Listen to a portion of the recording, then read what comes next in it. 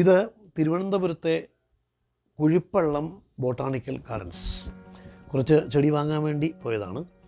അപ്പോൾ നമ്മുടെ ഇപ്പോഴത്തെ ട്രെൻഡിങ് ആയിട്ടുള്ള കടലാസ് ചെടി അറിയാമല്ലോ, ബോഗെയിൻ വില്ല. അവയുടെയൊക്കെ അവശ്യതയാർന്ന ആ ഒരു ഭംഗി കണ്ടപ്പോൾ ക്യാമറയെ പകർത്തണം തോന്നി, നിങ്ങളുടെ മുമ്പ് അവതരിപ്പിക്കണം തോന്നി. അങ്ങനെ ഇടുകയാണ്.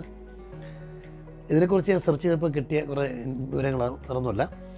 ഇത് തെക്കേ അമേരിക്കയിലെ അവിടെയാണ് ഈ അലങ്കാര സസ്യം ബോഗൺവില്ല ജന്മമെടുത്തത്.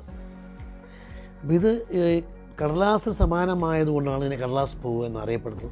ഇത് ഇലകളാണ് പൂവായിട്ട് മാറുന്നത്.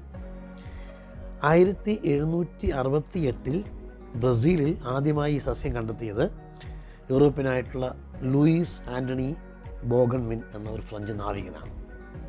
അപ്പം അങ്ങനെ ബോഗൺവിൻ ഇത് കണ്ടെത്തിയുകൊണ്ട് അദ്ദേഹത്തിൻ്റെ പേരിൽ ബോഗെയിൻ വില്ല നമ്മുടെയൊക്കെ സ്വന്തം കടലാസ് ചെടി എന്ന് അറിയപ്പെടുന്നു. ധാരാളം മുള്ളുകളുണ്ട്. ഇത് ഒരു 12 മീറ്റർ വരെ ഉയരത്തിൽ ഇത് വളരും. ഇത് ഉഷ്ണമേഖലാ പ്രദേശങ്ങളിൽ വർഷം മുഴുവൻ പുഷ്പിക്കുകയാണ് ചെയ്യുന്നത്. ഇപ്പോൾ കേരളത്തിൽ ഇപ്പോൾ എല്ലായിടത്തും ഉണ്ട്.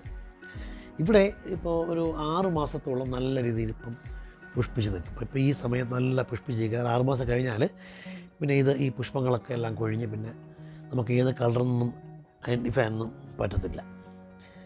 ഇതാ കണ്ടോ, ഇത് ഇതിവിടെ ഈ ബോട്ടാണിക്കൽ ഗാർഡൻസിൽ ഇവർ ബഡ് ചെയ്ത് ഒരു ചെടിയിൽ തന്നെ 8-10 കളേഴ്സൊക്കെയാണ് കാണുന്നത്. കണ്ടില്ലേ? ഇപ്പം തന്നെ പിങ്ക്, മജന്ത, പർപ്പിള്, ചുവപ്പ്, ഓറഞ്ച്, വെള്ള, മഞ്ഞ, അങ്ങനെ പല നിറങ്ങളിൽ ബഡ് ചെയ്ത് കാണുന്നു. പക്ഷേ ഇത് നമ്മൾ ഈ കാണുന്നതൊക്കെ മദർ പ്ലാന്റ് കേട്ടോ. ഇത് വിൽപ്പനയ്ക്കുള്ളതല്ല. വിൽപ്പനയ്ക്ക് ഞാൻ കണ്ടു ഒരു ചെടി, അത് 40,000-50,000 രൂപയൊക്കെയാണ് അവർ ആവശ്യപ്പെടുന്നത്. ഇത്രമാത്രം അവർ എഫേർട്ട് എടുത്ത് ഉണ്ടാക്കിയത്. ഓക്കെ, ഇത് ഇതിൻ്റെ സ്റ്റെം എടുത്ത് അതിനെ ആണ് അവർ ഈ പറയും പോലെ ചെറിയ കവറുകളാക്കി അല്ലെങ്കിൽ ചട്ടിയിലാക്കിയൊക്കെ വിൽക്കണത്. അത് റേറ്റ് നമ്മൾ വിചാരിക്കുമ്പോൾ നല്ല റേറ്റാണ്. പണ്ടൊക്കെ സാധാരണ കുഴിപ്പള്ളത്തൊക്കെ മാന്യമായ റേറ്റാണ്. ഇപ്പം നല്ല റേറ്റാണ് കേട്ടോ. അതുകൊണ്ട് അതിൻ്റെ ആ ഒരു മനോഹരമായിട്ടുള്ള ആ ഒരു വശ്യതയാർന്നിട്ടുള്ള ഒരു ഭംഗി കണ്ടോ. ഇത് തന്നെയാണ് ഇതിൻ്റെ ഒരു പ്രത്യേകതയും. പ്രത്യേക ഗന്ധമൊന്നുമില്ല. അത് പിന്നെ എന്താ പറയുക, ഇപ്പോൾ അത് നമ്മുടെ വീടുകളിലൊക്കെ അത് ട്രെൻഡിങ്ങായി മാറിയിരിക്കണം. എല്ലാ വീടുകളിലും മിക്കയിടത്തും അറിയാം. ഇതിനെ നമ്മൾ ഡ്രിം ചെയ്ത് കറക്റ്റ് വിട്ടണം. അത് ഈ കാട് പോലെ വളരെ അനുവദിക്കരുത്. അപ്പോൾ നല്ല കൃത്യമായി കറക്റ്റ് നല്ലൊരു ബുഷി ടൈപ്പിൽ വളരും. പിന്നെ കുറച്ച് ജലവും വളരെ കുറച്ച് അധികം ജലം, ആവശ്യം ജലം മതി. ധാരാളം ജലമൊന്നും വേണ്ട.